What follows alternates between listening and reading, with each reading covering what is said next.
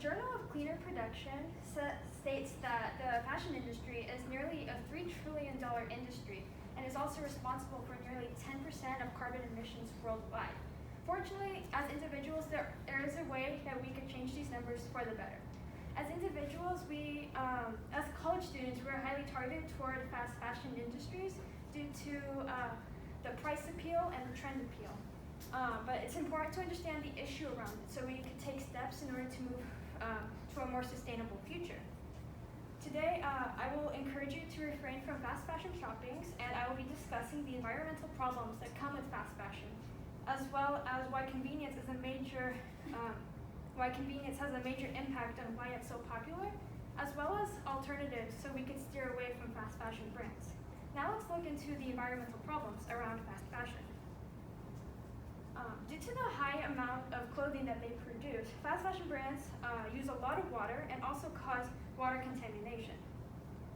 It is often overlooked how big this issue is, but in the book, The Dirty Side of the Garment Industry, Angelos states that in developing nations, they must choose between using precious water for organic cotton farming or daily human necessities. This shows how big this problem is, in which communities are having to choose between making profits out of cotton or providing their community with basic human necessities such as water. Moving on, in the book Eco-Friendly and Fair, the author discusses the process of creating this clothing. Unlike any other industry, clothing goes through a lot of chemical productions, but because of the excessive use and overproduction of clothing through fast fashion, most of the water that is used to wash these chemicals away is not filtered, and when it's returned to the environment, it leads to contamination and can also be found in local communities, which could affect their health and also the environment. Moving on, the short lifespan of fast fashion clothing items also leads to their premature discardment.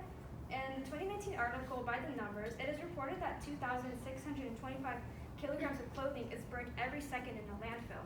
And it can be argued that no matter where the clothes is from, it's always going to land up in the landfill. But in the book Eco-Friendly and Fair, it argues that fast fashion further encourages the throwaway culture because of trends and overproduction. More clothes is found in that 2,625 kilograms. Now that we've discussed the major impacts on the environment, let's look into why it's so popular in the first place, starting with the cost. Debbie Morehouse addresses in the article Making Fashion Sustainable the additional resources used in ethical brands causes an increase in the price. And she lists some of these examples, such as fairer wages, better working conditions, and more sustainable production of materials. And moreover, this can be seen in real time. For example, the sustainable brand Levi's normally charges their jeans for around $70, compared to H&M, where they charge roughly around $40. This significant price difference is usually what convinces people to shop fast fashion brands. Social media is also a big contributor to this due to the fact of trends throughout time. And because of the large platforms, trends become very, very often. When a trend happens, more clothing is produced due to a high demand for said clothes, which causes overproduction. And after that trend comes, it goes very quickly, just for the next trend to arise. And that leftover clothes is left to be discarded toward landfills. And now that we've discussed why fast fashion is so popular, let's look into different alternatives that we could take in order to make a more sustainable environment. Purchasing more sustainable clothes could look into slow fashion brands as well as secondhand. First, let's look into the slow fashion brands. In the Journal of Fashion Marketing and Management, it states that slow fashion is a shift from quantity to quality, which is why seasonless pieces that can be worn almost year-round identify slow fashion. They also go on to list some sustainable brands such as Abercrombie & Fitch, Burberry, and James Perse. But there's also a problem that comes with this. It's the price that we've already mentioned. The price of clothing is relatively unattainable for many, so it's important to take in consideration of all of this issue. But first, I would like to point out that because of the higher fabric quality of slow fashion brands, it is actually more likely to last longer. So in the long term, you can spend up to the equivalent or even save some money shopping from slow fashion brands. Even with this, the high prices may still be unsuitable, which leads me to my second point, which is looking into secondhand fashion options, which are more ethical and more affordable. Thrifting is a great place to start. Not only is it more popular, and nowadays it's easier than ever to find locations and even online options, but